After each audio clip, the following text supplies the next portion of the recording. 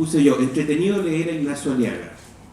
Uno va pensando eso permanente e inevitablemente cuando avanza por las páginas de este libro recopilatorio de sus textos.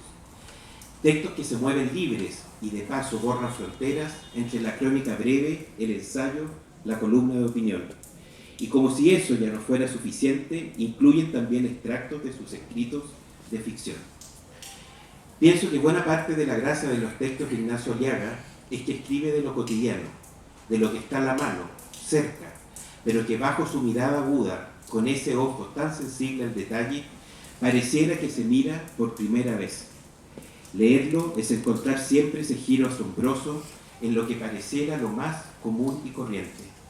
Allí todo cabe, como es de esperar de alguien tan multifacético, como vimos en el video y como contaba Alejandro, que fue de todo un poco, ¿no? Abogado, escritor, atleta, sobrecargo y ejecutivo aéreo, ilustrador y hasta actor, como mimo en el teatro de Jodorowsky, y posiblemente en el listado se me queden algunas ocupaciones afuera, ¿no?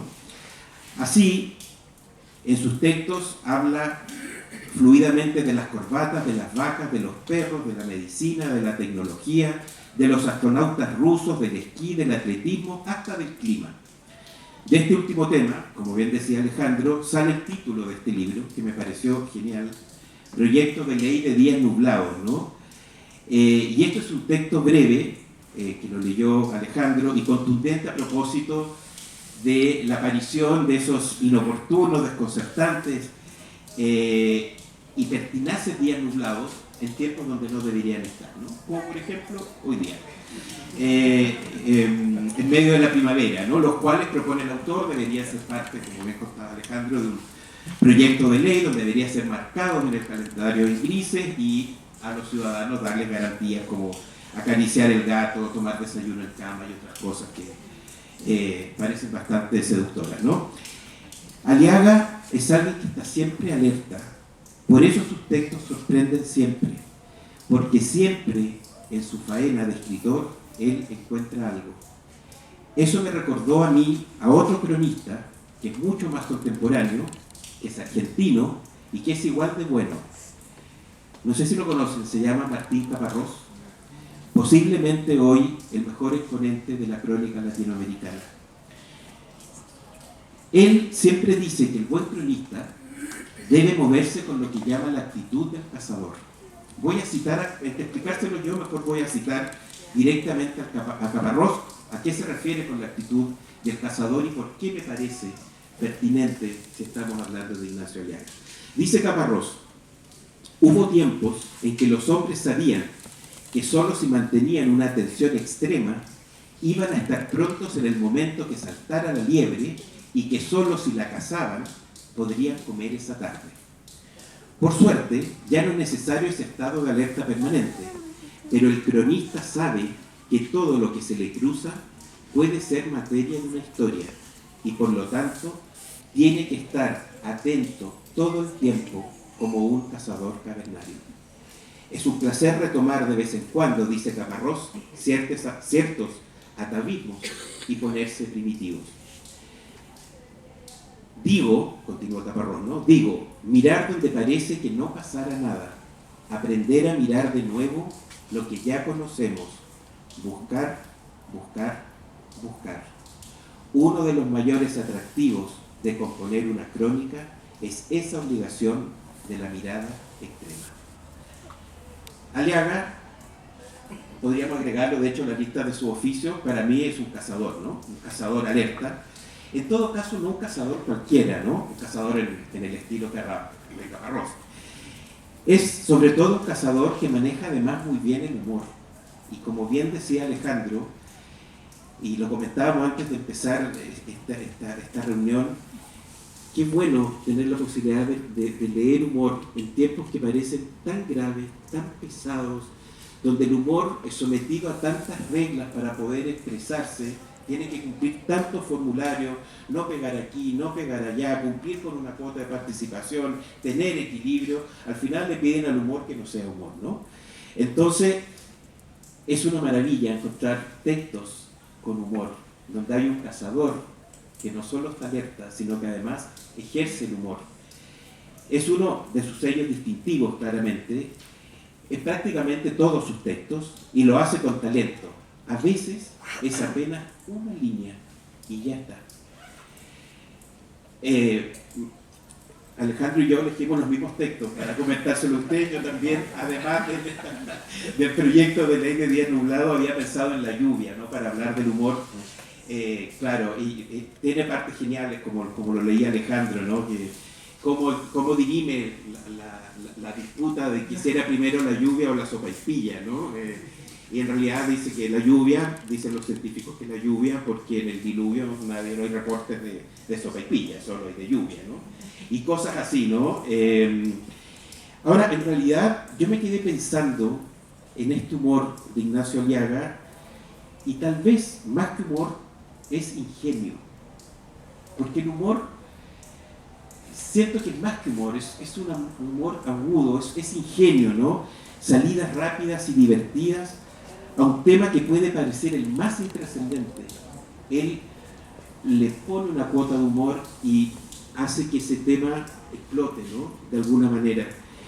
Aquí no se trata, en todo caso, de estallar en una carcajada obvia y altamente sonora, sino, para mí, lo digo como lector de este libro, más bien es una sonrisa como respuesta a un pinchazo ocurrente, ¿no?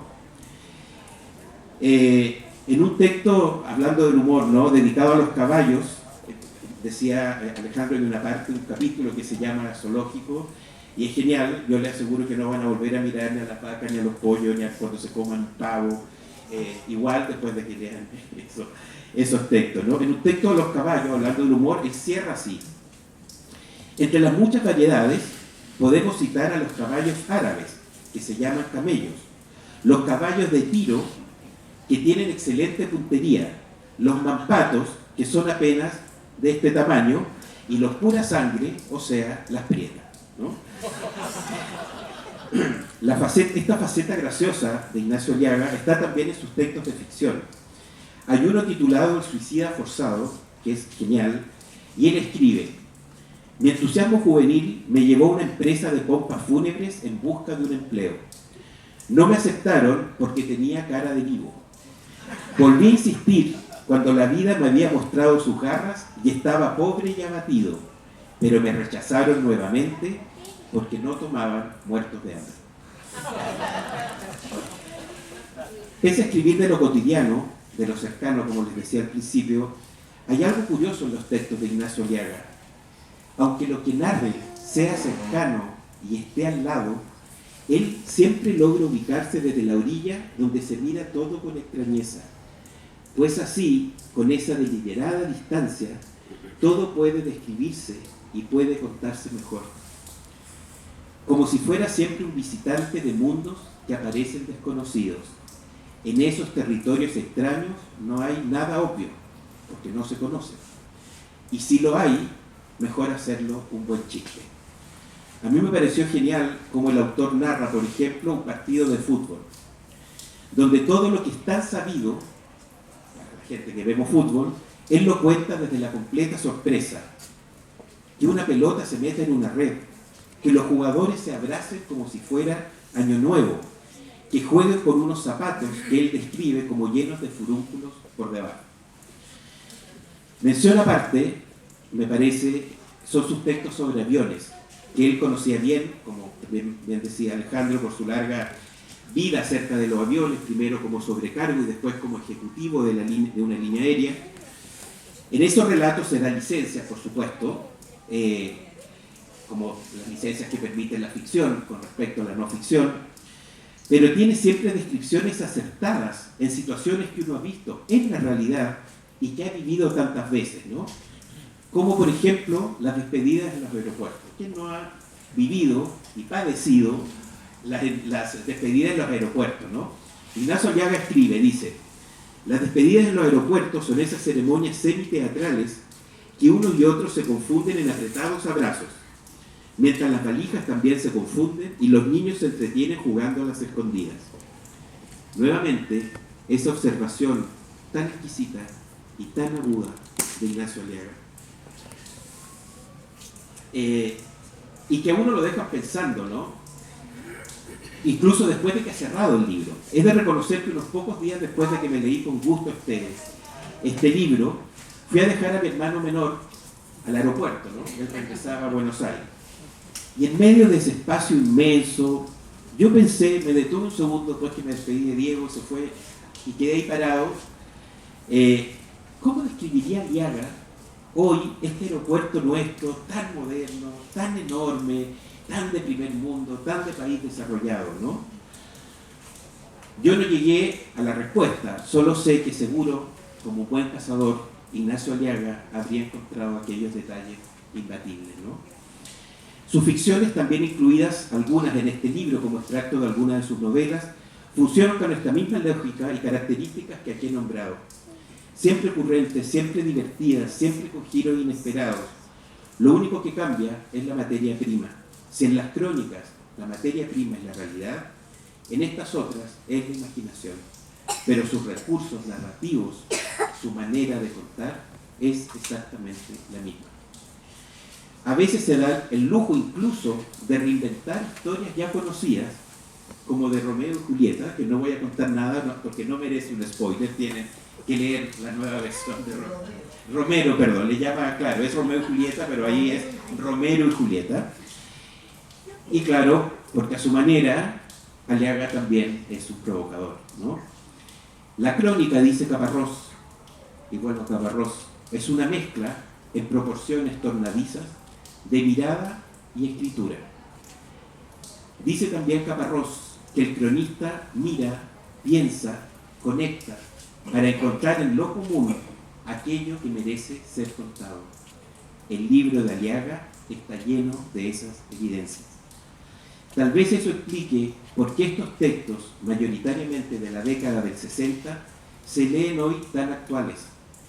Hay un par de cosas que él cuenta que por supuesto las superó el tiempo, en más de medio siglo el que ha pasado desde entonces. Pero la mayoría tiene total vigencia y se mantiene como si hubiese sido escrito esta mañana. Aliaga tiene esa sensibilidad de captar el alma y la forma de ser de quienes somos los chilenos, y eso le da actualidad a su obra. En una de sus crónicas describe incluso al que llama Homo Santiaginum, el que ya entonces, en la década del 60, habita una ciudad cuyo cielo no se ve por la capa de smog y cuyos habitantes pueden ser divididos por las zonas donde viven, entre unos y otros, no se consideran de otro planeta, sino de otra galaxia, como dice Aliaga, o por los vehículos que usan y los hacen enemigos irreconciliables. Todo eso tan contingentemente cierto. Si esta crónica, esa crónica que les cuento, en vez de estar fechada el 4 de julio de 1965, estuviera el 6 de noviembre de 2025, uno ni siquiera se daría cuenta. Muchas gracias.